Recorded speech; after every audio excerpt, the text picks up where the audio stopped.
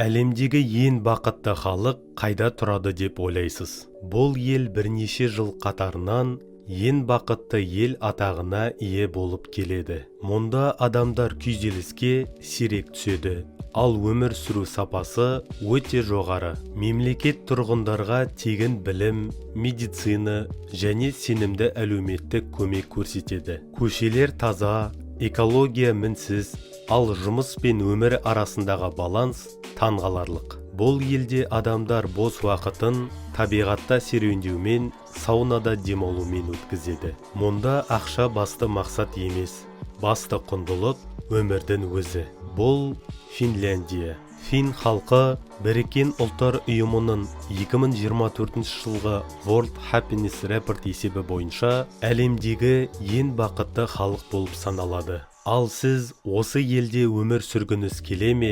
Пікір қалдырыңыз. Лүпіл басып, арнаға жазылуды ұмытпаңыз.